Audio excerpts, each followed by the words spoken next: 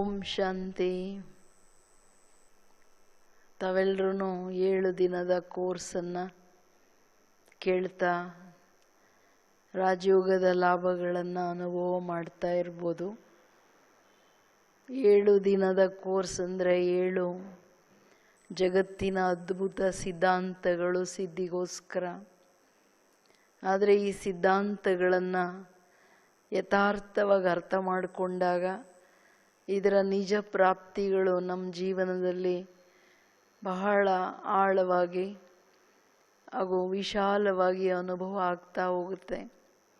ಯಾಕೆಂದರೆ ರಾಜಯೋಗ ಅನ್ನೋ ಸಬ್ಜೆಕ್ಟ್, ಯೋಗದ ಸಬ್ಜೆಕ್ಟು ಬಹಳ ವಿಸ್ತಾರ, ಬಹಳ ಗುಹ್ಯವಾದಂಥ ಸಬ್ಜೆಕ್ಟ್ ಆಗಿದೆ. ಯಾವ ಸಬ್ಜೆಕ್ಟನ್ನು ಬರೀ ನಾವು ತಿಳ್ಕೊಂಡ್ರೂ ಸಾಲದು, ಬಟ್ ಅದರ ಅಭ್ಯಾಸ, ಅನುಭವ ಅಂದರೆ ಪ್ರಾಕ್ಟೀಸ್ ಎಷ್ಟು ಆಳವಾಗಿ ಪ್ರಾಕ್ಟೀಸ್ ಮಾಡ್ತಾ ಹೋಗ್ತೀವಿ ಅಷ್ಟು ನಾವು ನಿತ್ಯ ಜೀವನದಲ್ಲಿ ಪ್ರತಿ ಹೆಜ್ಜೆಯಲ್ಲಿ, ಪ್ರತಿ ಕರ್ಮದಲ್ಲಿ ಅದರ ಪ್ರಾಪ್ತಿಗಳೇನಿದೆ ಅದನ್ನು ಅನುಭವ ಮಾಡ್ಬೋದು. Application of the spiritual science ಅಥವಾ ಅಪ್ಲೈಡ್ ಸೈನ್ಸ್ ಆಫ್ ಸ್ಪಿರಿಚುಯಾಲಿಟಿ, ಈ ಆಧ್ಯಾತ್ಮಿಕತೆಯ ನಿಜವಾದ ಲಾಭ ಏನು ನಮ್ಮ ಜೀವನದಲ್ಲಿ ನಿರಂತರದ ಸಫಲತೆ, ನಿರಂತರ ನೆಮ್ಮದಿ, ಸುಖ ಶಾಂತಿಯ ಜೀವನ ಹಾಗೂ ಎಲ್ಲ ಕೆಲಸ ಕಾರ್ಯ ಮಾಡ್ತಾ ಆ ಕೆಲಸ ಕಾರ್ಯಗಳ ಬಂಧನಗಳಿಂದ, ಕೆಲಸ ಕಾರ್ಯಗಳ ಪರಿಣಾಮದ ರಿಸಲ್ಟಿನ ಬಂಧನದಿಂದ ಮುಕ್ತನಾಗಿ, ಎಲ್ಲ ಮಾಡ್ತಿರ್ತೀವಿ ಬಟ್ ಅದರ ಪ್ರಭಾವದಿಂದ ಮುಕ್ತನಾಗಿ ನಡೆಯೋದೇನಿದೆ ಅದು ಯೋಗದ ಕರ್ಮದಲ್ಲಿ ಯೋಗ ಇದ್ದಾಗ ಹಾಗೂ ಕರ್ಮದಲ್ಲಿ ಯೋಗನೂ ಸಹಜವಾಗಿ ಮಾಡಿದಾಗ ನನಗೆ ಈ ಎಲ್ಲ ಲಾಭಗಳು ಅನುಭವ ಆಗ್ತಾ ಹೋಗುತ್ತೆ. ಅದರಲ್ಲಿ ರಾಜಯೋಗದ ನಿಜವಾದ ಲಾಭಗಳೇನಿದೆ, ಅಷ್ಟಶಕ್ತಿಗಳ ಪ್ರಾಪ್ತಿ ಏನಿದೆ, ಅದು ಒಂದೊಂದು ಶಕ್ತಿನೂ ನಮಗೆ ಸಂಬಂಧಗಳಲ್ಲಿ ಬರ್ತಾ, ವ್ಯವಹಾರದಲ್ಲಿ ಬರ್ತಾ, ಸಂಬಂಧಗಳ ಏರುಪೇರೇನಿದೆ. ಈ ಕೆಲವರು ನಿಮಗೆ ನೀವು ಹೇಳ್ದಂಗೆ ನಡ್ಕೋಬೋದು, ಕೆಲವರು ನಡೀದೇ ಇರ್ಬೋದು, ಕೆಲವರು ನೀವು ಅಂದ್ಕೊಂಡಂಗೆ ಇರಲ್ಲ, ತದ್ವಿರುದ್ಧವಾಗಿರ್ತಾರೆ. ಅವರ ಮಾನಸಿಕ ರೀತಿ ನೀತಿಗಳನ್ನು ನೀವು ತಿಳ್ಕೊಳ್ಳೋಕ್ಕಾಗದೇ ಇರ್ಬೋದು. ಅಂತಹ ಸಮಯದಲ್ಲಿ ಮನುಷ್ಯರನ್ನು ಹ್ಯಾಂಡಲ್ ಮಾಡೋದು ಹೇಗೆ ಅಂದರೆ, Rajayoga is nothing but the balance of mind and body ಅಷ್ಟೇ ಅಲ್ಲ, it is the efficient management ಅಂತ ನಾನು ಹೇಳಬಲ್ಲೆ. ಅಂದರೆ mind, men and money, managing these three things efficiently will be really leading to the success of life. ಅದು organisational success ಇರ್ಬೋದು ಅಥವಾ ಮನೆಯಲ್ಲಿ ಕುಟುಂಬದ ಮ್ಯಾನೇಜ್ಮೆಂಟ್ ಏನಿದೆ ಅದರಲ್ಲಿ ಸಕ್ಸಸ್ ಕಾಣಬೇಕಂತಂದರೆ ಇದು ಬಹಳ ದೊಡ್ಡ ವಿಶಾಲವಾದ ಮಾತು. ಯಾವುದು ನನಗಿಂತ ಜಾಸ್ತಿ ನಿಮಗೆ ಗೊತ್ತಿದೆ.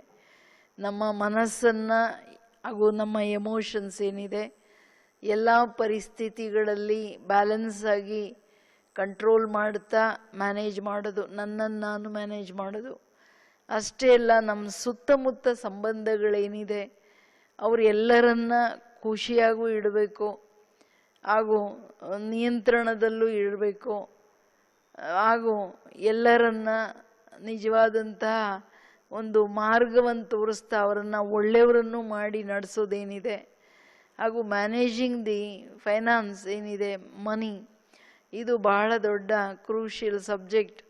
ಸೊ ಇದನ್ನು ಸಹ ಯಥಾರ್ಥವಾಗಿ ಮ್ಯಾನೇಜ್ ಮಾಡುವಂಥ ಕಲೆ ನಮ್ಮಲ್ಲಿ ಬರ್ತಾ ಹೋಗುತ್ತೆ. ಏಕೆಂದರೆ ರಾಜಯೋಗದ 8 ಶಕ್ತಿಗಳೇನಿದೆ, ಯಾವ ಶಕ್ತಿಗಳು ನಮ್ಮನ್ನು ಎಲ್ಲ ಕಾರ್ಯದ ಕುಶಲತೆಯನ್ನು ತಗೊಂಡು ಬರುತ್ತೆ, ಎಲ್ಲ ಕಾರ್ಯದಲ್ಲಿ ಸಫಲತೆಯನ್ನು ತಗೊಂಡು ಬರುತ್ತೆ ಹಾಗೂ ಎಲ್ಲ ಕಾರ್ಯಗಳನ್ನು ಮಾಡ್ತಾ ಆಂತರಿಕವಾಗಿ ಒಂದು ಟ್ರಸ್ಟಿಶಿಪ್, ನಾನು ನಿಮಿತ್ತ ಮಾತ್ರ. ನಿಮ್ಗೆ ಆಲ್ರೆಡಿ ಗೊತ್ತಾಗಿದೆ ಫಸ್ಟ್ ಲೆಸನ್ನಲ್ಲಿ, we are all actors here playing our roles ಅಂತ, but we are not our role. So ಇದಕ್ಕೆ ಈ ಅಂಡರ್ಸ್ಟ್ಯಾಂಡಿಂಗ್ ಏನಿದೆ ಮೊದಲನೇ ಪಾಠ.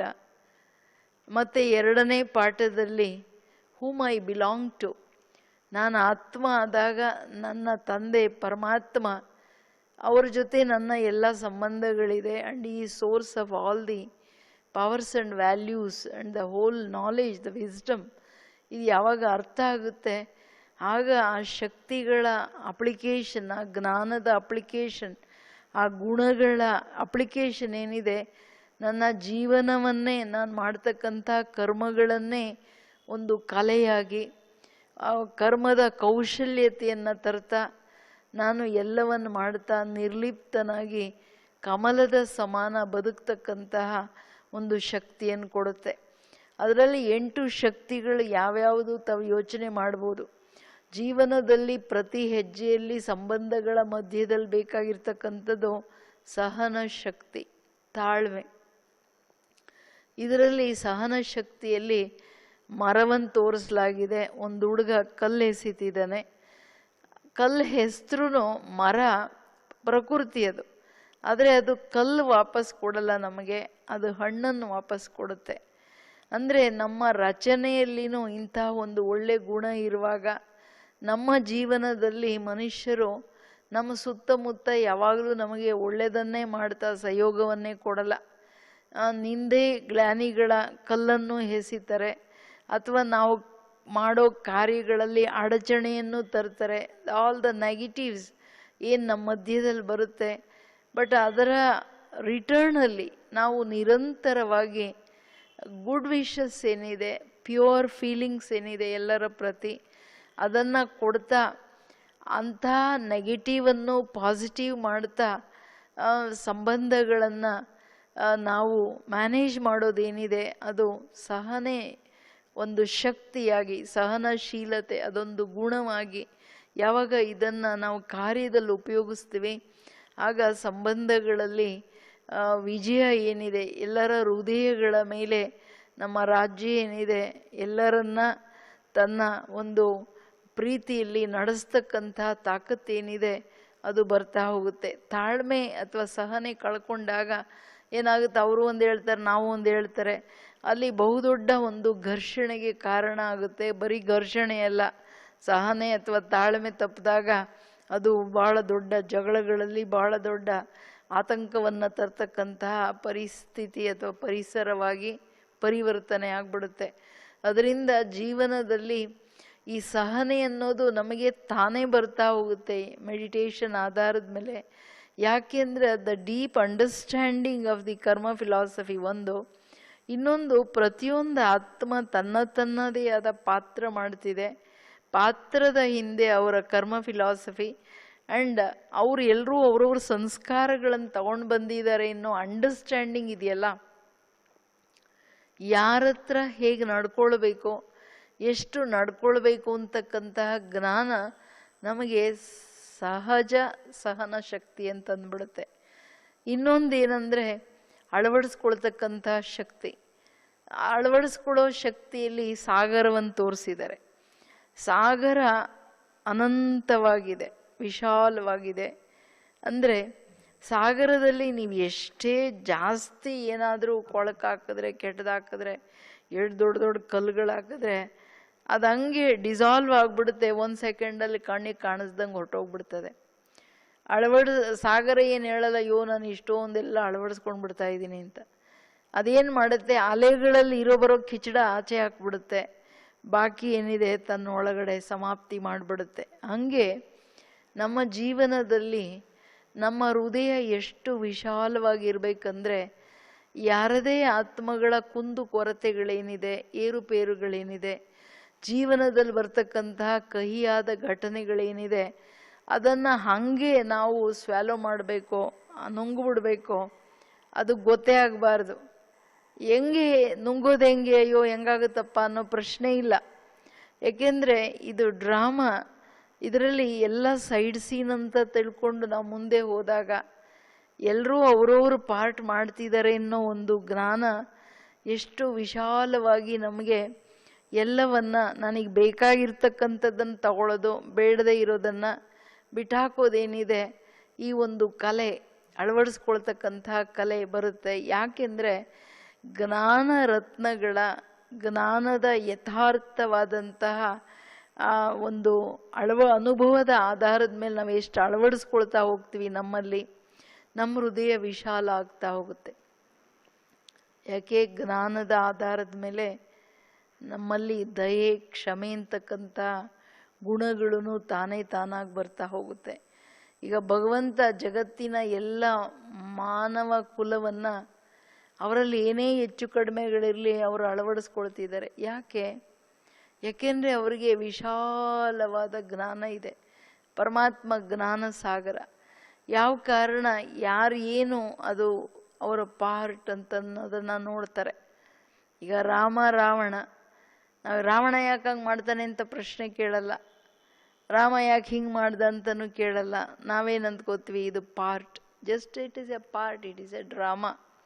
ಹಂಗೆ ನೋಡೋ ಕಾರಣ ನಾವು ಅದನ್ನೆಲ್ಲ ಮನಸ್ಸಲ್ಲಿ ತಗೊಳ್ಳೋದೇ ಇಲ್ಲ. ಹಂಗೆ ಅಳವಡಿಸ್ಕೊಳ್ತಕ್ಕಂತಹ ಶಕ್ತಿ ಎಲ್ಲರ ನಿರ್ಬಲತೆಗಳು ಗೊತ್ತಾದ್ರೂ, ಹೆಚ್ಚು ಕಡಿಮೆಗಳು ಗೊತ್ತಾದ್ರೂ ಅದರ ರಿಟರ್ನಲ್ಲಿ ನೀವು ಅವರಿಗೆ ಶಕ್ತಿಯನ್ನು ಕೊಡೋದಾ, ದಯೆಯ ಆಧಾರದ ಮೇಲೆ, ಕ್ಷಮೆಯ ಆಧಾರದ ಮೇಲೆ ಅವರನ್ನು ಸಾಹಸದಿಂದ ಸಪೋರ್ಟ್ ಮಾಡಿ ಮುಂದುವರಿಸೋದ, ಈ ರೀತಿ ಒಂದು ಸೂಕ್ಷ್ಮವಾದಂತಹ ಮಾರಲ್ ಸಪೋರ್ಟ್ ಏನಿದೆ ಎಲ್ಲ ಆತ್ಮಗಳಿಗೆ ಕೊಡ್ತಾ ನೀವು ಮುಂದುವರಿಸೋದು ನೋಡ್ತೀರೇ ಹೊರತು ಅವರ ಕುಂದು ಕೊರತೆಗಳನ್ನು ಮನಸ್ಸಲ್ಲಿ ಇಟ್ಕೊಳ್ಳಲ್ಲ. ಅದರಿಂದ ಈ ಒಂದು ಸೂಕ್ಷ್ಮವಾದಂತಹ ಸಪೋರ್ಟ್ ಬಾಕಿ ಎಲ್ಲವನ್ನ ಸಮಾಪ್ತಿ ಮಾಡಿಬಿಡುತ್ತೆ. ಹೆಂಗೆ ಮನೆಯಲ್ಲಿ ತಂದೆ ತಾಯಿಗಳು ಮಕ್ಕಳ ಕೊರತೆ ನೋಡಲ್ಲ, ಅವರನ್ನು ಹೆಂಗೆ ಮುಂದುವರಿಸ್ಬೇಕು ಅದನ್ನು ನೋಡ್ತಾರೆ. ಆ ಮುಂದುವರಿಸೋ ಸಂಕಲ್ಪದಲ್ಲಿ ಬಾಕಿಯನ್ನು ಅಳವಡಿಸ್ಕೊಳ್ತಾರೆ, ಅದು ನಾನು ಅಳವಡಿಸ್ಕೊಳ್ತಿದ್ದೀನಿ ಅನ್ಸೋದೇ ಇಲ್ಲ. ಹಂಗೆ ಅಳವಡಿಸ್ಕೊಳ್ತಕ್ಕಂಥ ಶಕ್ತಿ ಜ್ಞಾನದ ಒಂದು ಅನುಭವ, ವಿಸ್ಡಮ್ ಆಗಿ ಯಾವಾಗ ಅದು ನಮಗೆ ಅರಿವಾಗಿ, ಅದು ಪ್ರಕಾಶವಾಗಿ ಪರಿವರ್ತನೆ ಆಗುತ್ತೆ, ನಮ್ಮಲ್ಲಿ ವಿಶಾಲವಾದಂಥ ಅಳವಡಿಸ್ಕೊಳ್ಳೋ ಶಕ್ತಿ ಬರುತ್ತೆ. ನಂತರ ನಮ್ಮ ಜೀವನದಲ್ಲಿ ಪರಿಶೀಲನಾ ಶಕ್ತಿ ಏನಿದೆ ಅಂದರೆ, ಜ್ಞಾನ ನಮ್ಮ ಜೀವನದಲ್ಲಿ ರಿಯಲ್ ಆ್ಯಂಡ್ ಆರ್ಟಿಫಿಷಿಯಲ್ ಅಂತಕ್ಕಂಥದ್ದೇನಿದೆ ಅದನ್ನು ಯಥಾರ್ಥವಾಗಿ, ಜ್ಞಾನ ಅಜ್ಞಾನವನ್ನು ಎಲ್ಲವನ್ನು ಯಥಾರ್ಥವಾಗಿ ಅರ್ಥ ಮಾಡ್ಕೊಳ್ಳೋದೇನಿದೆ, ಪ್ರತಿಯೊಬ್ಬ ಮನುಷ್ಯಾತ್ಮರ ಭಾವನೆಗಳನ್ನು ಅರ್ಥ ಮಾಡ್ಕೊಳ್ಳೋದೇನಿದೆ, ಪರಿಶೀಲನೆ ಮಾಡೋದೇನಿದೆ, ಅದು ಅಷ್ಟು ಕ್ಲಿಯರಾಗಿ ಬಂದ್ಬಿಡುತ್ತೆ. ಯಾಕೆಂದರೆ ಈಗ ವಜ್ರ ವ್ಯಾಪಾರಿ ವಜ್ರ ರಿಯಲ್ ಏನು ಆರ್ಟಿಫಿಷಿಯಲ್ ಏನು ಅನ್ನೋದನ್ನು ಅವನು ಪರಿಶೀಲನೆ ಮಾಡಲಿಲ್ಲ ಅಂದರೆ ಅವನು ಕ್ರೋರ್ಸ್ ನುಕ್ಸಾನಲ್ಲಿ ಬಂದ್ಬಿಡ್ತಾನೆ. ಹಾಗೆ ನಮ್ಮ ಜೀವನದಲ್ಲಿ ಪ್ರತಿಯೊಂದು ಪರಿಸ್ಥಿತಿಯನ್ನು, ಪ್ರತಿ ವಿಘ್ನವನ್ನು, ಪ್ರತಿ ಮನುಷ್ಯಾತ್ಮರನ್ನು ಸರಿಯಾಗಿ ಪರಿಶೀಲನೆ ಮಾಡಲಿಲ್ಲ ಅಂದರೆ ಅನೇಕ ಸಂದರ್ಭಗಳಲ್ಲಿ ಮೋಸ ಹೋಗ್ಬಿಡ್ತೀವಿ. ಅದಕ್ಕೆ ಪರಿಶೀಲನೆಗೆ ಏನು ಬೇಕೋ, ಕ್ಲಾರಿಟಿ, ಮನಸ್ಸಿನ ಶುದ್ಧತೆ, ಸ್ವಚ್ಛತೆ ಏನಿದೆ, ಎಷ್ಟು ಟ್ರಾನ್ಸ್ಪರೆಂಟ್ ಬುದ್ಧಿ ಇರುತ್ತೆ ಅಷ್ಟು ನಮಗೆ ಪರಿಶೀಲನಾ ಶಕ್ತಿ ಬರುತ್ತೆ. ಈಗ ವಜ್ರವನ್ನು ನೋಡ್ಬೇಕಂದ್ರೆ ಅವನು ಮ್ಯಾಗ್ನಿಫೈಯಿಂಗ್ ಗ್ಲಾಸ್ ಹಾಕೋತಾನೆ, ಗ್ಲಾಸೂ ಸ್ವಚ್ಛವಾಗಿರ್ಬೇಕಲ್ವಾ. ಹಂಗೆ ನಮಗೆ ಪರಮಾತ್ಮ ದಿವ್ಯ ಬುದ್ಧಿಯ ಮ್ಯಾಗ್ನಿಫೈಯಿಂಗ್ ಗ್ಲಾಸ್ ಅಂತೂ ಕೊಟ್ಟಿದ್ದಾರೆ. ಬಟ್ ಆ ಬುದ್ಧಿಯನ್ನು ಶುದ್ಧವಾಗಿ ಸ್ವಚ್ಛವಾಗಿ ಇಟ್ಕೊಳ್ತಕ್ಕಂಥದ್ದು ಜ್ಞಾನದ ಚಿಂತನೆ ಮಂಥನದ ಆಧಾರದ ಮೇಲೆ, ಅದು ನಂದು ಅಟೆನ್ಷನ್ ಬೇಕಾಗುತ್ತೆ ಬುದ್ಧಿಯ ಮೇಲೆ. ಯಾವಾಗ ನಾವು ಬಹಳ ಸ್ಪಷ್ಟವಾಗಿ ಪರಿಶೀಲನೆ ಮಾಡೋದು ಈಸಿ ಆಗುತ್ತೆ. ಇದು ಹೆಂಗೆ ಅಂತಂದರೆ, ಈಗ ನೀರು ತುಂಬ ನಿರ್ಮಲವಾಗಿ ಸ್ಟಿಲ್ಲಾಗಿದ್ದಾಗ ಕೆಳಗಡೆ ಏನಿದೆ ಅನ್ನೋದು ತುಂಬ ಚೆನ್ನಾಗಿ ಅರ್ಥ ಆಗ್ಬಿಡುತ್ತೆ. ಇದೇ ವಸ್ತು ಅನ್ನೋದು ಪರಿಶೀಲನೆ ಮಾಡೋದು ಕ್ಲಿಯರ್ ಆಗಿಬಿಡುತ್ತೆ. ಹಂಗೆ ಬುದ್ಧಿ ಎಷ್ಟು ಕ್ಲೀನ್ ಆ್ಯಂಡ್ ಕ್ಲಿಯರ್ ಇರುತ್ತೆ, ಅಷ್ಟು ಸ್ವಚ್ಛ ಇರುತ್ತೆ, ನಿರ್ಮಲ ಇರುತ್ತೆ. ಆಗ ಪರಿಶೀಲನಾ ಶಕ್ತಿ ಅನ್ನೋದು ಮನುಷ್ಯರ ಸೂಕ್ಷ್ಮ ಭಾವನೆಗಳನ್ನು, ಬರೀ ಸಂಕಲ್ಪದ ಜೊತೆಗೆ ಭಾವನೆಗಳನ್ನು ಪರಿಶೀಲನೆ ಮಾಡ್ತಕ್ಕಂಥ ಶಕ್ತಿಯನ್ನು ಕೊಡುತ್ತೆ. That comes with the very deep practice of soul conscious. ಎಷ್ಟು ಸೋಲ್ ಕಾನ್ಷಿಯಸ್ ಆತ್ಮ ಸ್ವರೂಪದಲ್ಲಿರ್ತೀವಿ, ಆ ಮನಸ್ಸು ಬುದ್ಧಿಯ ಸ್ವಚ್ಛತೆ ಶುದ್ಧತೆ ಬರ್ತಾ ಹೋಗುತ್ತೆ. Because the more the silence of the mind, too many thoughts and ಆ ಒಳಗಡೆ ಆ ಡಿಸ್ಟರ್ಬೆನ್ಸಸ್ ಏನಿದೆ, ಮನಸ್ಸು ಬುದ್ಧಿ ಚಂಚಲ ಆಗ್ತಾ ಅಲಿಯೋದೇನಿದೆ ಸ್ಟಾಪ್ ಆದಂಗೆ, ಅದರಲ್ಲಿ ನನಗೆ ಬಹಳ ಸ್ಪಷ್ಟ ಪರಿಶೀಲನಾ ಶಕ್ತಿ ಬರ್ತಾ ಹೋಗುತ್ತೆ. ಅದರ ನಂತರ ಜಡ್ಜಿಂಗ್, ನಾನು ನಿರ್ಣಯ ಮಾಡ್ತಕ್ಕಂಥ ಶಕ್ತಿ, ನಿರ್ಣಯದ ಶಕ್ತಿಯಲ್ಲಿ ತಕ್ಕಡಿ ತೋರಿಸಿದ್ದಾರೆ. ಏನಕ್ಕೆ ತೋರಿಸಿದ್ದಾರೆ ಅಂತಂದರೆ, ಈಗ ಏನನ್ನೇ ಇದು ಸರಿಯಾಗಿದೆ ಅನ್ನೋದಕ್ಕೆ ಎರಡೂ ಬ್ಯಾಲೆನ್ಸಲ್ಲಿ ಬಂದು ನಿಂತರೆ ತೂಕ ಕರೆಕ್ಟ್ ಆಗಿದೆ ಅಂಥೇಳಿ, ಹಂಗೆ ಅಂದರೆ ಅದು ರೈಟ್ ನಿರ್ಣಯ ತಂದುಕೊಡೋದು. ಬಟ್ ನಿರ್ಣಯದಲ್ಲಿ ಏನು ನೋಡ್ತಾರೆ, ಮುಳ್ಳು ಒಂದು ಪಾಯಿಂಟಲ್ಲಿ ಬಂದಾಗ ಎರಡು ಸರಿ ಇದೆ ಅಂತ. ಹಾಗೆ ನಿರ್ಣಯ ಶಕ್ತಿ ನಮಗೆ ಬಹಳ powerful decisions, right decisions in a right time. ಯಾಕೆಂದರೆ ಡಿಸಿಷನ್ಸ್ ಯಾವಾಗಲೂ ನಾನು ತಗೊಂಡ್ರೆ ಅದು ಕೆಲಸಕ್ಕೆ ಬರಲ್ಲ. ಬಟ್ ಇನ್ ಟೈಮ್ ನಾನು ಸರಿಯಾದ ಡಿಸಿಷನ್ ತಗೊಂಡಾಗ ಅಲ್ಲಿ ನಮ್ಮ ಕಾರ್ಯದ ಸಕ್ಸಸ್ ಏನಿದೆ, ಸಂಬಂಧಗಳಲ್ಲಿ ಸಕ್ಸಸ್ ಏನಿದೆ, ಅದು ನಾವು ಕಾಣೋಕ್ಕೆ ಸಾಧ್ಯ. ಎಷ್ಟು ನಮ್ಮ ಬುದ್ಧಿಯ ಮುಳ್ಳು ಒಂದು ಪಾಯಿಂಟಲ್ಲಿ ಏಕಾಗ್ರವಾಗಿರುತ್ತೆ, ಆಗ balance of mind and body, balance of love and law, balance ಏನಿದೆ ಸ್ನೇಹ ಶಕ್ತಿ, ಬ್ಯಾಲೆನ್ಸ್ ಗಂಭೀರತೆ ರಮಣೀಕತೆ, ಗುಣಗಳ ಬ್ಯಾಲೆನ್ಸ್, ಶಕ್ತಿಗಳ ಬ್ಯಾಲೆನ್ಸ್ ಏನಿದೆ ಅದು ನಮ್ಮಲ್ಲೆಷ್ಟು ಬರ್ತಾ ಹೋಗುತ್ತೆ, ಆಗ ಆ ಒಂದು ಶಾರ್ಪ್ ಇಂಟೆಲೆಕ್ಟ್ ಏನಿದೆ ಅದು ಪರಿಸ್ಥಿತಿಗಳನ್ನು, ಮನುಷ್ಯಾತ್ಮರನ್ನು ಜಡ್ಜ್ ಮಾಡ್ತಕ್ಕಂಥದ್ದು, ಕರೆಕ್ಟ್ ಡಿಸಿಷನ್ಸ್ ತಗೊಂಡ್ರು ಕಾರ್ಯ ಮಾಡೋದು ಮುಂದುವರಿಯೋದೇನಿದೆ ಅದು ಬಹಳ ಹೆಲ್ಪ್ ಆಗುತ್ತೆ. ಆರ್ಗನೈಸೇಷನಲ್ ಡೆವಲಪ್ಮೆಂಟ್ಸ್ ಅಥವಾ ನಮ್ಮ ಕುಟುಂಬದಲ್ಲಿ ಅನೇಕ ತರಹದ ವಿಕಾಸವನ್ನು ಮಾಡುವಾಗ ಈ ಡಿಸಿಷನ್ಸ್ ತಗೊಳ್ತಕ್ಕಂಥದ್ದು, ಅಂದರೆ ಮೆಡಿಟೇಷನ್ ಆಧಾರದ ಮೇಲೆ ನಮ್ಮ ಬುದ್ಧಿಯನ್ನು ಒಂದು ಸ್ಥಿರ ಬುದ್ಧಿ, ಏಕಾಗ್ರ ಬುದ್ಧಿಯಲ್ಲಿ ನಿರ್ಣಯಗಳು ತಗೊಂಡಾಗ ಆ ನಿರ್ಣಯಗಳು ಯಾವಾಗಲೂ ರೈಟ್ ನಿರ್ಣಯಗಳಾಗಿರುತ್ತೆ.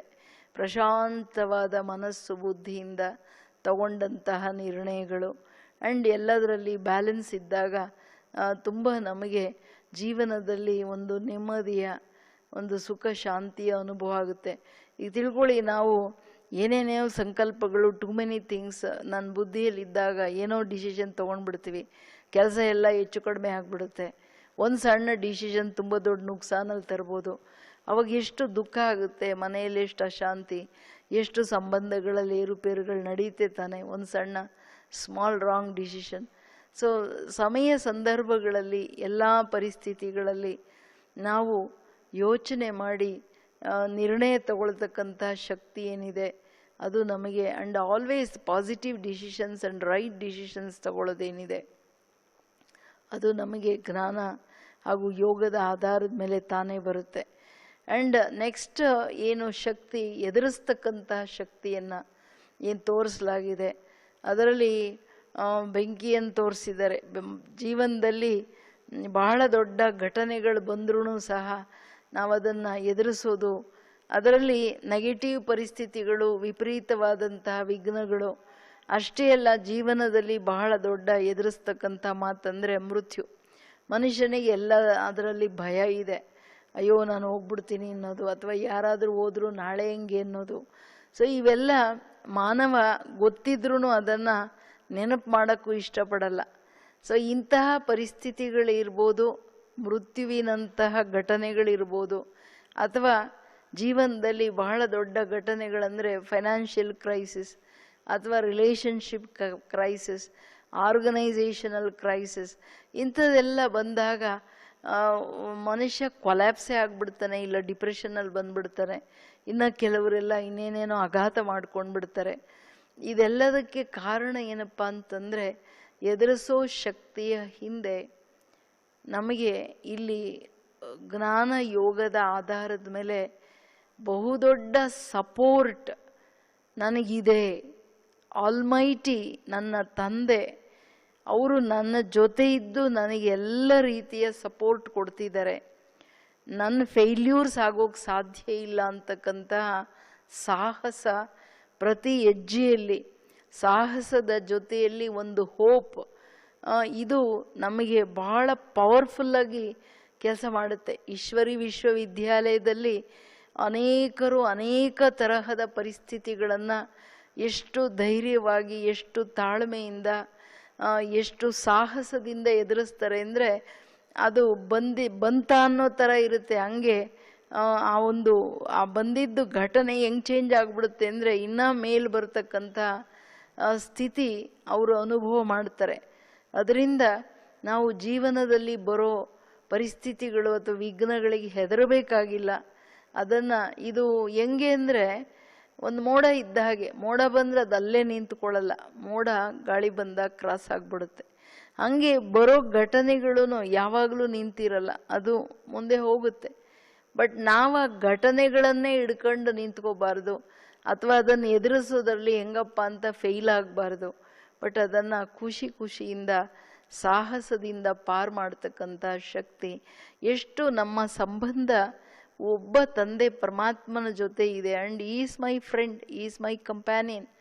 ಅವರು ನನ್ನ ಎಲ್ಲ ಸಂಬಂಧಗಳಲ್ಲಿದ್ದಾರೆ. ನಿಮಗೆ ಯಾವುದು ಪ್ರಿಯವಾದ ಸಂಬಂಧ, ಆ ಸಂಬಂಧದಲ್ಲಿ ನೀವು ಅನುಭವ ಮಾಡ್ತಾ ಅವ್ರ ಸಹಯೋಗ ತಗೊಂಡ್ರೆ ಅದು ಅಷ್ಟು ಕ್ವಿಕ್ಕಾಗಿ ಎಲ್ಲ ಪರಿಸ್ಥಿತಿ ಚೇಂಜ್ ಆಗಿಬಿಡುತ್ತೆ. ಆ್ಯಂಡ್ ಇದೇ ರಾಜಯೋಗದ ವಿಶೇಷ ಅಭ್ಯಾಸ ನಮಗೆ ಇನ್ನೊಂದು ದೊಡ್ಡ ಶಕ್ತಿಯನ್ನು ತಗೊಂಡು ಬರುತ್ತೆ, ಪವರ್ ಟು ಕೋಆಪರೇಟ್, ಸಹಯೋಗ ಶಕ್ತಿ. ಇದು ಅದರಲ್ಲಿ ಪರ್ವತ ತೋರಿಸಿದ್ದಾರೆ. ಏನಂದರೆ ಗೋವರ್ಧನ ಗಿರಿ ಪರ್ವತವನ್ನು ಎತ್ತಲಿಕ್ಕೆ ಎಲ್ಲರೂ ಅವರವರ ಕಿರುಬೆರುಳಿನ ಸಹಯೋಗ ಕೊಟ್ಟರು ಅಂತ ಹೇಳಿ. ಎಷ್ಟೇ ದೊಡ್ಡ ಕಾರ್ಯ ಇರಲಿ, ಇಲ್ಲಿ ಏನಾಗುತ್ತೆ ಅಂದರೆ ಟೀಮ್ ಸ್ಪಿರಿಟ್, ನಾವೆಲ್ಲ ಎಲ್ಲ ಒಟ್ಟಿಗೆ ಸೇರಿ ಮಾಡೋಣ ಅನ್ನೋ ಒಂದು ಸಂಬಂಧಗಳ ಸ್ನೇಹ, ಸಂಬಂಧಗಳಲ್ಲಿ ಶುಭ ಭಾವನೆ, ಸಂಬಂಧಗಳಲ್ಲಿ ನಿಸ್ವಾರ್ಥತೆ ನಮಗೆ ಯಾವಾಗಲೂ ಟೀಮ್ ಸ್ಪಿರಿಟ್ ಹಂಗೆ ತರುತ್ತೆ. You can lead the whole team.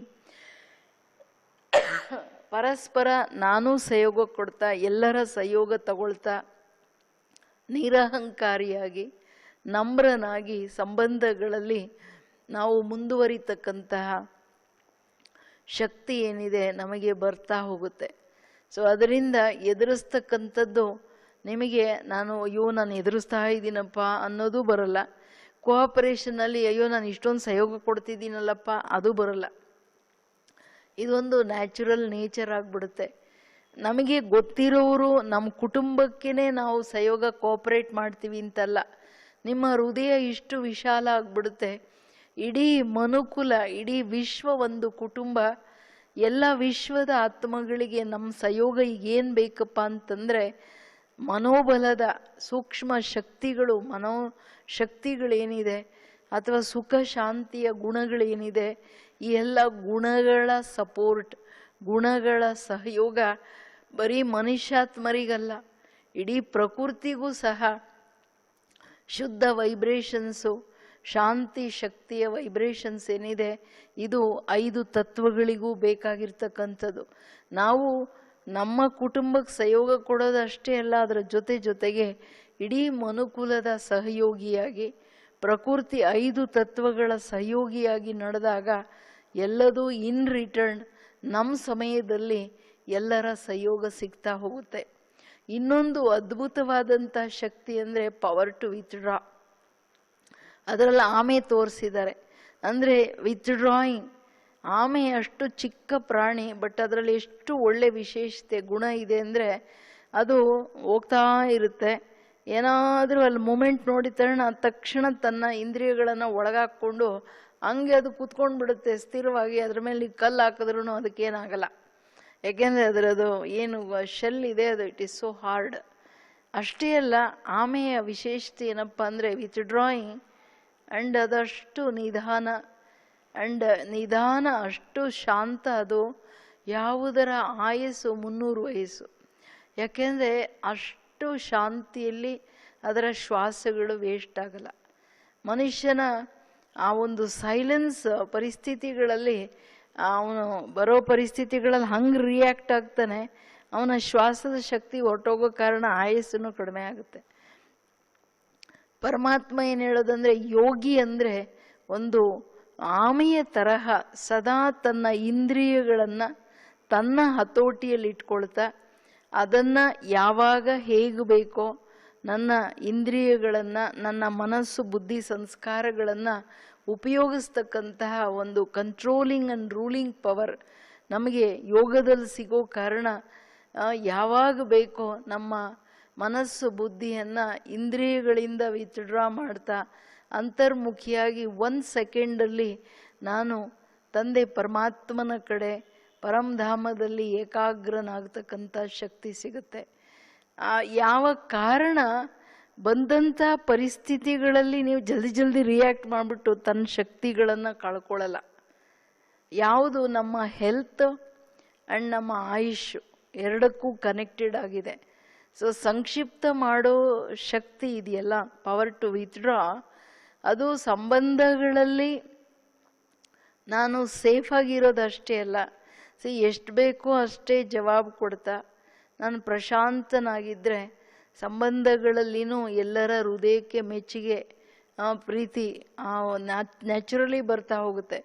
ಅಷ್ಟೇ ಅಲ್ಲ, ಅದರಲ್ಲಿ ನಾನು ಜಾಸ್ತಿ ಸಂಕಲ್ಪ ಶಕ್ತಿ ಮಾತಿನ ಶಕ್ತಿಯನ್ನು ವ್ಯಯ ಮಾಡದೇ ಇರೋದ್ರಿಂದ ನಮ್ಮ ಆರೋಗ್ಯ ಮತ್ತು ಎಲ್ಲ ಪರಿಸ್ಥಿತಿಗಳಲ್ಲಿ ರಿಯಾಕ್ಟ್ ಮಾಡದೇ ಇರೋ ಕಾರಣ ಎಮೋಷನಲಿ ಹೆಚ್ಚು ಕಡಿಮೆ ಇಲ್ಲದೆ ಸದಾ ಸ್ಟೆಬಿಲಿಟಿ, ಮನಸ್ಸಿನ ಆ್ಯಂಡ್ ಎಮೋಷನಲ್ ಸ್ಟೆಬಿಲಿಟಿ ಸ್ಥಿರತೆ ಇರೋದ್ರಿಂದ ಅಲ್ಲಿ ನಮ್ಮ ಶಕ್ತಿಗಳು ಸ್ಟಾಕ್ ಆಗ್ತಾ ಹೋಗುತ್ತೆ. ಯಾವ ಕಾರಣ, ಈಗ 85% ಏನು ಕಾಯಿಲೆಗಳಿದೆ ಇಟ್ ಈಸ್ ಆಲ್ ಸೈಕೋಸೊಮ್ಯಾಟಿಕ್. ಇದು ಸಣ್ಣದ್ರಲ್ಲಿ ಆತಂಕ, ಸಣ್ಣದ್ರಲ್ಲಿ ಆಂಗ್ಸೈಟಿ, ಸಣ್ಣದ್ರಲ್ಲಿ ಜಾಸ್ತಿ ಯೋಚನೆಗಳು, ಜಾಸ್ತಿ ಅಗ್ರೆಸಿವ್ ಆಗಿಬಿಡೋದ ಅಥವಾ ಆವೇಶದಲ್ಲಿ ಬಂದ್ಬಿಡೋದ, ಏರುಪೇರಲ್ಲಿ ಬಂದ್ಬಿಡೋದ, ಇದೆಲ್ಲದಕ್ಕೆ ಕಾರಣ ಬಿಕಾಸ್ ನಾವು ಇಂದ್ರಿಯಗಳಿಂದ ವಿತ್ಡ್ರಾ ಆಗ್ತಾ just I am point of light. ಈ ಅಭ್ಯಾಸದ ಕೊರತೆ ನಮಗೆ ಗೊತ್ತೇ ಇರಲಿಲ್ಲಲ್ಲ. ಸೊ ಈ ಅಭ್ಯಾಸವನ್ನು ಎಷ್ಟು ಮಾಡ್ತಾ ಹೋಗ್ತೀವಿ, ಸೊ ಈ ವಿತ್ಡ್ರಾಯಿಂಗ್ ಏನಿದೆ ಅದು ನಮಗೆ ಓವರಾಲ್ ಡೆವಲಪ್ಮೆಂಟ್ ಅಂತ ತೊಗೊಂಡು ಬರುತ್ತೆ. ಓವರಾಲ್ ನನ್ನ ವಿಕಾಸದ ಆಧಾರವಾಗಿಬಿಡುತ್ತೆ. ನನ್ನ ಮನೋಬಲವನ್ನು ಹೆಚ್ಚಿಸೋದಷ್ಟೇ ಅಲ್ಲ, ನನ್ನ ಶರೀರದ ಆರೋಗ್ಯವನ್ನು ಸರಿ ಮಾಡೋದಷ್ಟೇ ಅಲ್ಲ, ಕುಟುಂಬದಲ್ಲಿ ಸದಾ ಒಂದು ನೆಮ್ಮದಿ, ಒಂದು ಹಾರ್ಮನಿ ಏನಿದೆ ಅದು ಸದ್ಭಾವನೆಗಳಲ್ಲಿ ಇರ್ತಕ್ಕಂಥ ಶಕ್ತಿಯನ್ನು ಕೊಡೋದು, ಮತ್ತು ಎಲ್ಲರಿಗೆ ಒಂದು ರೀತಿಯಲ್ಲಿ ನಾವು ಅವರೆಲ್ಲರನ್ನ ರೈಟ್ ವೇ ಲೀಡ್ ಮಾಡ್ತಕ್ಕಂಥ ಶಕ್ತಿನೂ ಸಹ ಈ ಶಕ್ತಿಯಿಂದ ಬರುತ್ತೆ. ಯಾಕೆಂದರೆ ಆಂತರಿಕವಾಗಿ ಪ್ರಶಾಂತವಾಗಿ ಅಂತರ್ಮುಖಿ ಆಗೋದ್ರಿಂದ ಎಲ್ಲವನ್ನ ಅರ್ಥ ಮಾಡ್ಕೊಂಡು ನಡೀತಕ್ಕಂಥ ಶಕ್ತಿ ನಮಗೆ ಬರ್ತಾ ಹೋಗುತ್ತೆ. ಇದು ಇಂಪಾರ್ಟೆಂಟ್ ಪವರು.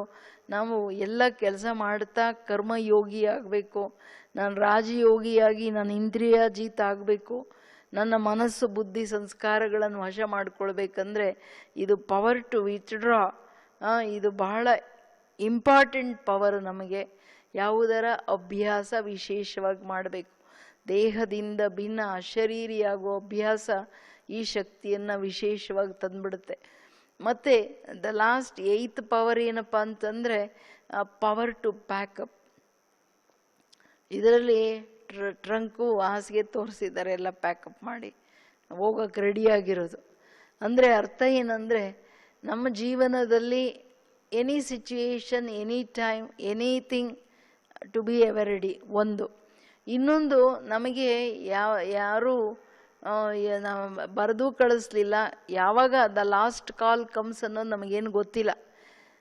ಯೋಗಿ ಅಂದ್ರೇ ಯಾವಾಗಲೂ ಸತ್ಕರ್ಮಗಳನ್ನು ಮಾಡ್ತಾ ಹಾಗೂ ಸತ್ಯ ಜ್ಞಾನ ಗುಣ ಶಕ್ತಿಗಳ ಆಧಾರದ ಮೇಲೆ always to be full and to be ever ready to go. ಅಷ್ಟೇ ಅಲ್ಲ, ever ready to do any work, any time, any situation with anybody. ಈ ರೀತಿ ಸದಾ ಎವರ್ ರೆಡಿ ಇರ್ತಕ್ಕಂಥದ್ದು. ಕೆಲವ್ರು ಏನು ಹೇಳ್ತಾರೆ, ಅಯ್ಯೋ ನನಗೆ ಅವ್ರ ಜೊತೆ ಆಗಲ್ಲ, ಅಯ್ಯೋ ನನಗೆ ಈ ಪರಿಸ್ಥಿತಿಯಲ್ಲಾಗಲ್ಲ, ಅಯ್ಯೋ ನನಗೆ ಅದಂತೂ ಮಾಡೋಕ್ಕಾಗಲ್ಲ, ಇದಾಗಲ್ಲ ಅದಾಗಲ್ಲ. They are not ready. ಯಾಕೆಂದರೆ ಅದೇನು ತೋರಿಸುತ್ತೆ ಅಂದರೆ ನಮ್ಮಲ್ಲಿ ಶಕ್ತಿಗಳಿಲ್ಲ ಅಂತ.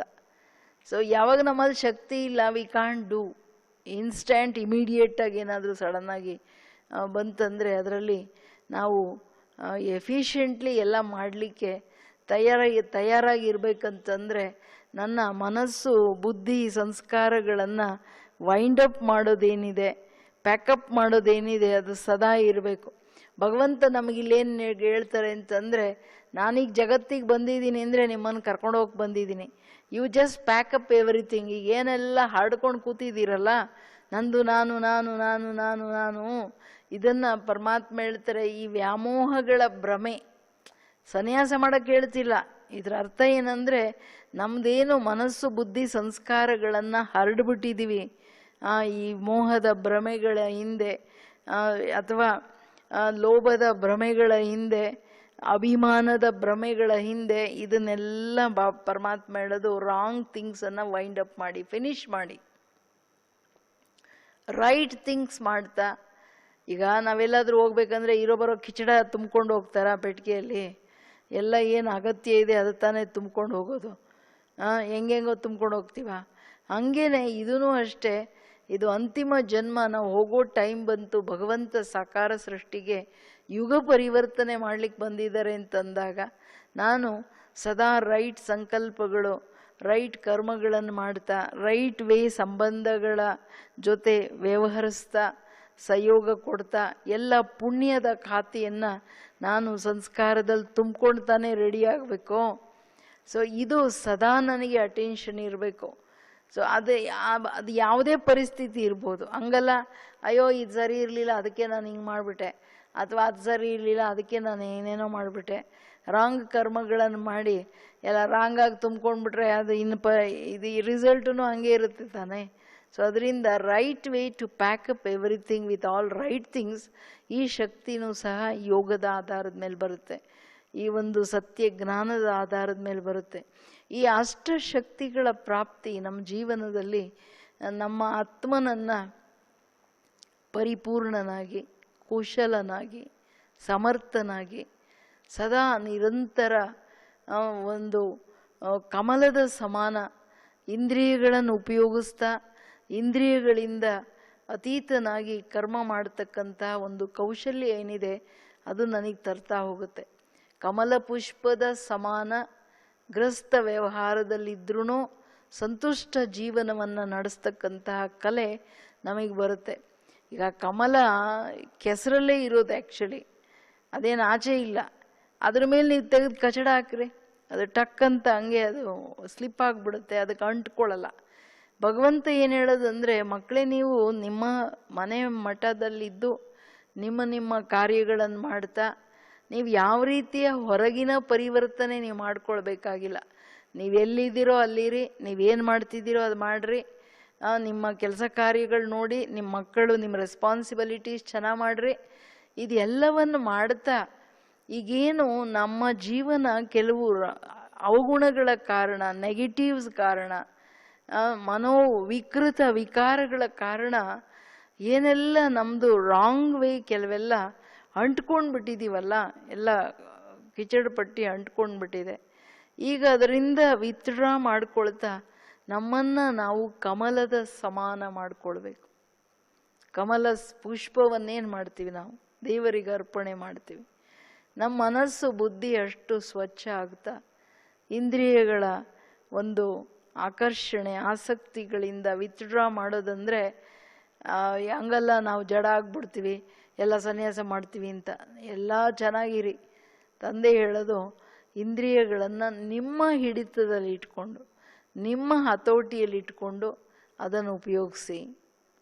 ಆಗ ಕಮಲ ಚರಣ, ಕಮಲ ಹಸ್ತ, ಕಮಲ ನಯನ. ಯಾತಕ್ಕೆ ದೇವತೆಗಳ ಗಾಯನ ಇರೋದು? ಒಂದೊಂದು ಇಂದ್ರಿಯಗಳಿಂದ ಒಳ್ಳೆ ಕರ್ಮಗಳನ್ನು ಮಾಡಿದ್ದು, ಬೇರೆಯವರಿಗೆ ಸುಖ ಶಾಂತಿ ಕೊಡ್ತಕ್ಕಂಥ, ನೆಮ್ಮದಿ ಕೊಡ್ತಕ್ಕಂಥ ಕೆಲಸ ಕಾರ್ಯವನ್ನು ಮಾಡಿದ್ದು. ಅದಕ್ಕೆ ಈಗ ಮನೆಯಲ್ಲಿ ತಂದೆ ತಾಯಿಗಳಿರ್ತಾರೆ, ಮಲಗಿರ್ತಾರೆ, ಮಕ್ಕಳು ಕೇಳೋದೇ ಇಲ್ಲ. ಅಟ್ಲೀಸ್ಟ್ ಏನು ಬೇಕು, ಯಾಕೆ ಮಲಗಿದ್ದೀರಾ, ಎರಡು ಮಾತಾಡೋದ್ರಲ್ಲಿ ನಮಗೇನು ಹೋಗುತ್ತೆ? ನಾನೇನು ಮಾತಾಡ್ತೀನಿ ಟೈಮ್ ಕೊಟ್ಟು, ಚೆನ್ನಾಗಿದ್ದೀರಾ, ಯಾಕೆ ಮಲಗಿದ್ದೀರಾ, ಏನಾದರೂ ಬೇಕಾ ತಂದು ಕೊಡ್ತೀನಿ. Just an example. ಅದು ಅವ್ರಿಗೆ ಎಷ್ಟು ಸುಖವನ್ನು ಕೊಡುತ್ತೆ, ಶಾಂತಿಯನ್ನು ಕೊಡುತ್ತೆ. ನಮ್ಮ ಮಾತು ಅನ್ಯರಿಗೆ ಸುಖ ಕೊಡಬೇಕು. ಅಥವಾ ಮಕ್ಕಳೇ ಏನೋ ಬಂದು ನಿಮ್ಮನ್ನು ಕೇಳ್ತಾರೆ, ಗದ್ರು ಬಿಡೋದು. ಸೊ ಮಾತು ರಾಂಗ್ ಕೆಲಸ ಮಾಡ್ತು, ಮುಖ ರಾಂಗ್ ಕೆಲಸ ಮಾಡ್ತು. ಅದರ ಬದಲಾಗಿ ಏನಪ್ಪ ಸ್ವಲ್ಪ ತಾಳ್ಮೆಯಿಂದ ಕೇಳೋದು, ಅದಕ್ಕೆ ಕರೆಕ್ಟಾಗಿ ಉತ್ತರ ಕೊಡೋದು. ಸೊ ಹಾಗೆ ಚಿಕ್ಕ ಚಿಕ್ಕದ್ರಲ್ಲಿನೂ ನಮ್ಮ ಇಂದ್ರಿಯಗಳಿಂದ ಒಳ್ಳೆಯ ಸುಖ ಕೊಡ್ತಕ್ಕಂತಹ, ಅನ್ಯರಿಗೆ ನೆಮ್ಮದಿ ನಿಶ್ಚಿಂತವಾಗಿಡ್ತಕ್ಕಂತಹ ಕರ್ಮಗಳನ್ನು ನಾವು ಮಾಡೋದೇನಿದೆ, ಇದು ಕಮಲದ ಸಮಾನ ಜೀವನವನ್ನು ನಡೆಸ್ತಕ್ಕಂತಹ ಕಲೆ. ಅದು ರಾಜಯೋಗದ ಅಭ್ಯಾಸದಿಂದ ಯಾವಾಗ ಎಲ್ಲ ಶಕ್ತಿಗಳ ಪ್ರಾಪ್ತಿಯಾಗುತ್ತೆ, ಅದು ನಮ್ಮನ್ನು ಕಮಲದ ಸಮಾನ ಜೀವನ ನಡೆಸ್ತಕ್ಕಂಥ ಶಕ್ತಿಯನ್ನು ತಗೊಂಡು ಬರುತ್ತೆ. ನೀವು ಮನೆಯಲ್ಲಿರಿ, ಆಫೀಸಲ್ಲಿರಿ, ಎಲ್ಲೇ ಇರಿ, but always like a lotus, ಎಲ್ಲ ಮಾಡ್ತಾ ಬಟ್ ಎಲ್ಲೂ ಅಂಟ್ಕೊಂಡಿಲ್ಲ. And you are always towards the supreme. ಅದು ಹೆಂಗೆ ಹೂವು ಅವರಿಗೆ ಅರ್ಪಣೆ ಆಗುತ್ತೆ. ನಿಮ್ಮ ಪ್ರತಿಯೊಂದು ಸಂಕಲ್ಪಗಳ ಶ್ರೇಷ್ಠತೆ, ಶುದ್ಧತೆ ತಂದೆ ಪರಮಾತ್ಮನಿಗೆ ಅರ್ಪಣೆ ಆಗ್ತಾ ಇರುತ್ತೆ. ಇಂತಹ ಒಂದು ಕುಶಲ ಜೀವನವನ್ನು, ಸಮರ್ಥ ಜೀವನವನ್ನು, ಶ್ರೇಷ್ಠ ಜೀವನವನ್ನು ನಡೆಸ್ತಕ್ಕಂತಹ ಕಲೆ ಈಶ್ವರೀಯ ಜ್ಞಾನ ಹಾಗೂ ರಾಜಯೋಗದ ಆಧಾರದ ಮೇಲೆ ನಮ್ಮ ಜೀವನದಲ್ಲಿ ಅನುಭವ ಮಾಡ್ತಾ ಹೋಗ್ತೀವಿ. ಅದರಿಂದ ತಾವೆಲ್ಲರೂ 7 ದಿನದ ಕೋರ್ಸ್ ಏನು ಕೇಳಿದ್ರಲ್ಲ, ಇದನ್ನು ಅಭ್ಯಾಸ ಮಾಡ್ತಾ, ದಿನನಿತ್ಯದ ಅಭ್ಯಾಸ ಬೇಕು. ಬೆಳಗ್ಗೆ ಸಂಜೆ ಅಟ್ಲೀಸ್ಟ್ ಅರ್ಧ ಗಂಟೆ ಒಂದೇ ಟೈಮ್ ಸಿಕ್ಕಲಿ. ಈಗಂತೂ ಫ್ರೀ ಇದ್ದೀರಾ, ತಗೋಬೋದು ಟೈಮ್. ಆಮೇಲೆ 10 ಮಿನಿಟ್ಸ್, 5 ಮಿನಿಟ್ಸ್, ಇಡೀ ದಿನವೂ ಯಾವಾಗ ಸಿಗುತ್ತೆ, just sit, withdraw, just fly, ಒಂದು 5 ನಿಮಿಷ, ಗೋ ಬಿಯಾಂಡ್, ಅದೆಲ್ಲ ಅನುಭವ ಮಾಡಿ, ಆ ಎಲ್ಲ ಶಕ್ತಿಗಳನ್ನು ತಗೊಳ್ಳಿ.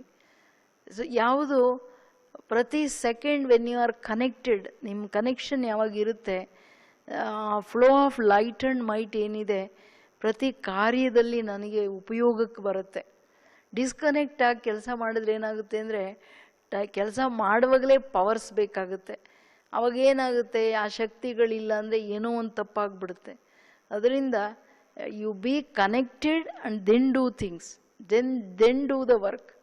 ಕನೆಕ್ಟೆಡ್ ಆಗಿ ಮಾಡಿದಾಗ ಕರ್ಮದ ಕುಶಲತೆ ಏನುತ್ತೆ ಬರುತ್ತೆ. ಯಾವುದರಿಂದ ನಿಮ್ಮ ಜೀವನದಲ್ಲಿ ಒಂದು ತೃಪ್ತಿ, ಒಂದು ನೆಮ್ಮದಿ, ಒಂದು ಶಾಂತಿ ಇರುತ್ತೆ. ನಾನೇನು ಮಾಡ್ತಿದ್ದೀನಿ, ಐ ಆಮ್ ಡೂಯಿಂಗ್ ರೈಟ್ ಅಂತ ಹೇಳ್ಬಿಟ್ಟು. ಸೊ ಅದರಿಂದ ಈ ಅಭ್ಯಾಸವನ್ನು ತಾವು ಮರೆಯೋಂಗಿಲ್ಲ. ಆ್ಯಂಡ್ ಇದೆಲ್ಲ ಮುಗಿದ ನಂತರ ಈ ಪರಿಸ್ಥಿತಿ, ನೀವು ಹತ್ತಿರದ ಸೇವಾ ಕೇಂದ್ರಗಳಿಗೆ ಹೋಗಿ ಖಂಡಿತ ಕೋರ್ಸ್ ತಗೋಬೇಕು.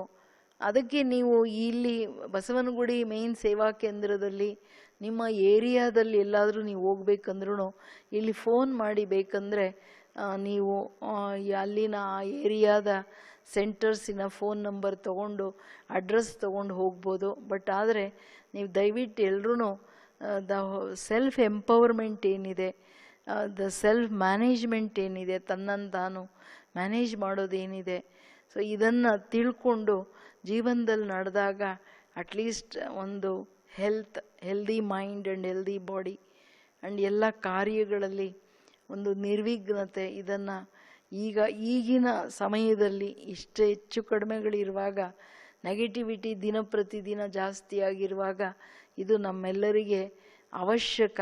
ಏಕೆಂದರೆ ಯಾವ ಫಾರ್ಮಸಿಯಲ್ಲಿ ಮೈಂಡ್ ಪವರ್ಸ್ ಅಂತೂ ಸಿಕ್ಕಲ್ಲ, ನಿಜವಾದ ಖುಷಿ ನೆಮ್ಮದಿ ಅಂತೂ ಸಿಕ್ಕಲ್ಲ.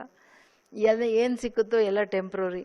ಸೊ ಪರ್ಮನೆಂಟಾಗಿ ನನಗೆ ಸಿಗಬೇಕಂತಂದರೆ ನನಗೆ ಇದೊಂದು, you should make a lifestyle. ಇದು you should be a part of the life. ಇದು ನಮ್ಮ ಜೀವನದ ಶೈಲಿ ಆಗಬೇಕು, ನಮ್ಮ ಜೀವನದ ಒಂದು ಆಧಾರ ಆಗಬೇಕು. It should be a part of the life. ಹಂಗಲ್ಲ ಏನೋ ಟೈಮ್ ಸಿಕ್ಕಿದ್ರೆ ಮಾಡ್ತೀನಿ, ಇಲ್ಲಾಂದ್ರೆ ಇಲ್ಲ ಅನ್ನೋ ಪ್ರಶ್ನೆ ಇಲ್ಲ. ಹೆಂಗೆ ಊಟ ಅಗತ್ಯನೋ ಹಂಗೆ ನಮ್ಮ ಮನಸ್ಸು ಬುದ್ಧಿಗೆ ಜ್ಞಾನ ಯೋಗ ಅಗತ್ಯ ಇದೆ. ಇದನ್ನು ಖಂಡಿತ ತಾವೆಲ್ಲರೂ ಮಾಡ್ತೀರಾ ಅಂತ ತಿಳ್ಕೊಳ್ತೀನಿ. ತಮ್ಮೆಲ್ಲರಿಗೆ ಬಹಳ ಬಹಳ ಧನ್ಯವಾದಗಳು. Thank you. ಓಂ ಶಾಂತಿ. ಏಕೆಂದರೆ ನಾನು ಯಾಕೆ ಹೇಳ್ತೀನಿ ಹತ್ತಿರದ ಸೇವಾ ಕೇಂದ್ರಗಳಿಗೆ ಹೋಗ್ಬೇಕಂತಂದರೆ, ಈ ಕೋರ್ಸ್ ನಂತರ ದಿನನಿತ್ಯ ಕ್ಲಾಸಸ್ ನಡೆಯುತ್ತೆ, ಮುರುಳಿ ಕ್ಲಾಸಸ್. ಆ ಮುರುಳಿಯನ್ನು ಅರ್ಥ ಮಾಡಿಕೊಂಡು ಅದು daily it is A collection of positive thoughts. ಅದನ್ನು ನೀವು ಎಷ್ಟು ಕೇಳ್ತಿರಲ್ಲ, ಹೈಯರ್ ಸ್ಟೇಜಸ್ ಆಫ್ ಯೋಗ, ಆ ಅನುಭವಗಳನ್ನು ಮಾಡಲಿಕ್ಕೆ ದಟ್ ಮುರುಳಿ, ಡೈಲಿ ನಿತ್ಯ ಮುರುಳಿ ಅದು ತುಂಬ ಅಗತ್ಯ ಇದೆ. ಅದು ನೀವು ಹೋಗೋಕ್ಕಾಗೋದೇ ಇಲ್ಲ, ನಿಮ್ಮ ಶೆಡ್ಯೂಲ್ ಹಂಗಿದೆ ಅಂತಂದರೆ ನೀವು ಹತ್ತಿರದ ಸೇವಾ ಕೇಂದ್ರಗಳಿಂದನೋ ಅಥವಾ ಇಲ್ಲಿಂದನೋ ಹೇಳಿದ್ರೆ ಅದನ್ನು ನಿಮಗೆ ಡೈಲಿ ಆ ಒಂದು ಎಸೆನ್ಸ್ ಏನಿದೆ ಮುರುಳಿ ಎಸೆನ್ಸನ್ನು ಕಳಿಸ್ಬೋದು. ಬಟ್ ಆದರೆ ಡೋಂಟ್ ಮಿಸ್ ದ ಲಿಂಕ್ ಅಂತೇಳಿ ನಾನು ರಿಕ್ವೆಸ್ಟ್ ಮಾಡ್ತಿದ್ದೀನಿ. Thank you. ಓಂ ಶಾಂತಿ. ಈಗ ಮನಸ್ಸನ್ನು ಪ್ರಶಾಂತ ಮಾಡ್ತಾ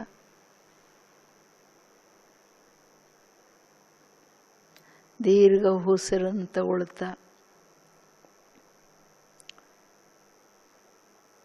ನನ್ನ ಮನಸ್ಸು ಬಹಳ ಪ್ರಶಾಂತವಾಗಿದೆ. ಪ್ರಶಾಂತವಾದ ಮನಸ್ಸಿನಿಂದ ನನ್ನ ಆತ್ಮನನ್ನ ನಿಜ ಸ್ವರೂಪವನ್ನು ಅನುಭವ ಮಾಡ್ತಿದ್ದೀನಿ.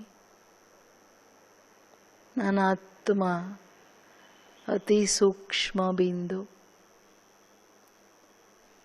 ಪ್ರಕೃತಿಯ ಮಧ್ಯಭಾಗದಲ್ಲಿ ಪ್ರಕಾಶಮಯ ನಕ್ಷತ್ರದ ಸಮಾನ ಹೊಳಿತಾ ಇದ್ದೀನಿ.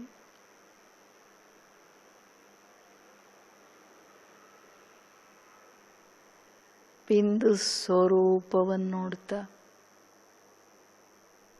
ಏಕಾಗ್ರತೆಯ ಅನುಭವ ಮಾಡ್ತಿದ್ದೀನಿ. ನಾನು ಬಿಂದು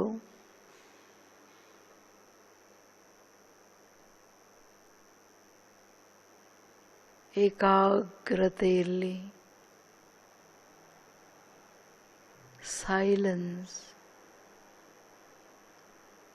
ಅತಿಯಾದ ಶಾಂತಿ,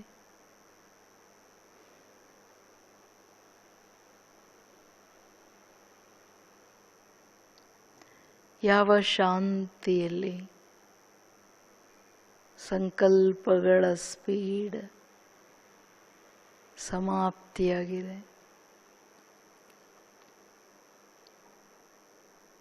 ಏಕಾಗ್ರ ಮನಸ್ಸು ಬುದ್ಧಿಯಿಂದ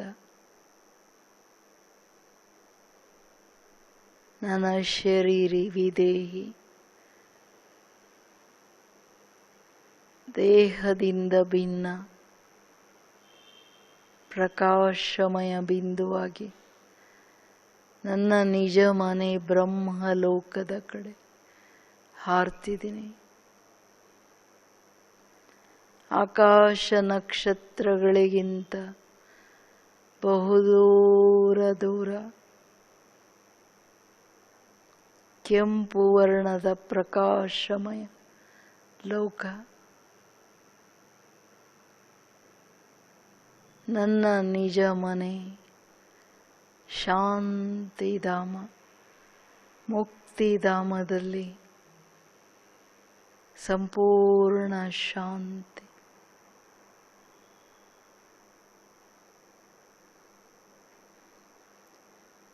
ಎಲ್ಲ ಭವಬಂಧನಗಳಿಂದ ಮುಕ್ತನಾಗಿರೋ ಅನುಭವ ಮಾಡ್ತಿದ್ದೀನಿ.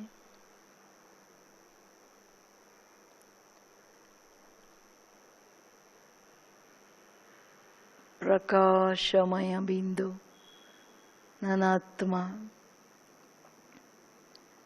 ನನ್ನ ಸಮೀಪ ಸನ್ಮುಖ ತಂದೆ ಪರಮಾತ್ಮನ ದಿವ್ಯ ಪರಂಜ್ಯೋತಿ ಸ್ವರೂಪವನ್ನು ನೋಡ್ತಿದ್ದೀನಿ.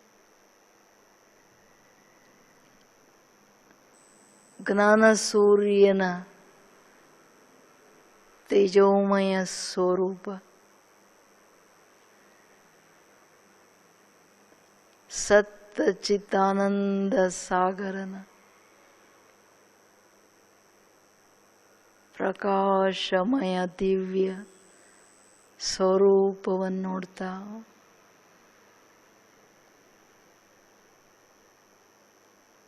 ಆನಂದದ ಅನುಭವ ಮಾಡ್ತಿದ್ದೀನಿ.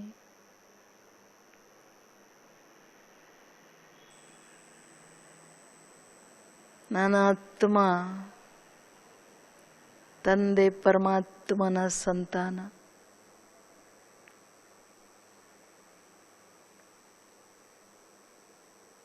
ಬಾಬಾ,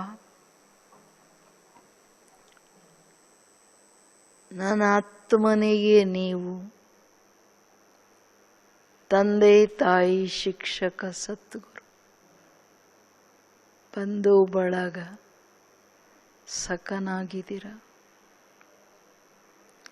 ನನ್ನ ಆತ್ಮನಿಗೆ ಸರ್ವ ಸಂಬಂಧದಿಂದ ಸರ್ವ ಪ್ರಾಪ್ತಿಗಳ ಅನುಭವ ಮಾಡಿಸ್ತಿದ್ದೀರ.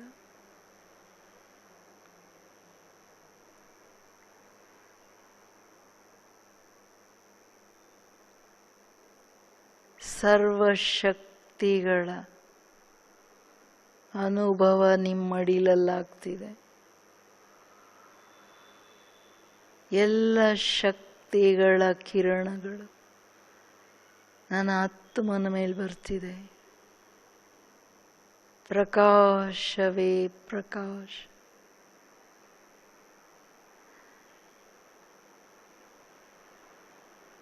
ನನ್ನ ಆತ್ಮನ ಸುತ್ತ ತೇಜೋಮಯ ಶೀತಲ ಕಿರಣಗಳು, ಶಕ್ತಿಶಾಲಿ ಕಿರಣಗಳ ಅನುಭವ ಮಾಡ್ತಿದ್ದೀನಿ. I am charging my self, empowering my self.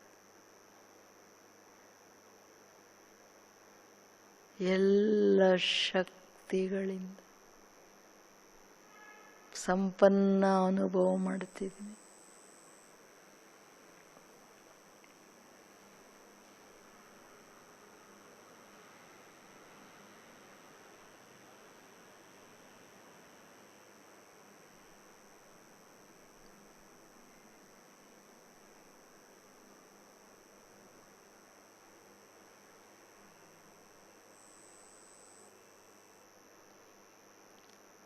ಶಾಂತಿ, ಪ್ರೇಮ, ಪವಿತ್ರತೆ, ದಯೆ ಎಲ್ಲ ಗುಣಗಳ ವಿಶಾಲ ಅನುಭವ ಮಾಡ್ತಿದ್ದೀನಿ.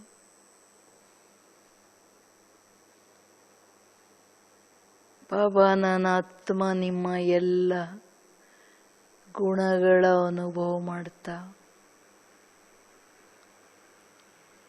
ಪ್ರತಿ ಗುಣದ ಸ್ವರೂಪನಾಗ್ತಿದ್ದೀನಿ.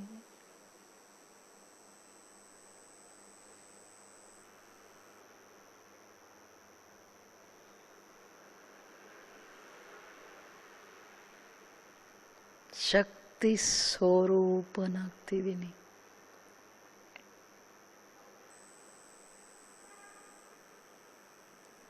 ಪ್ರಕಾಶವೇ ಪ್ರಕಾಶ.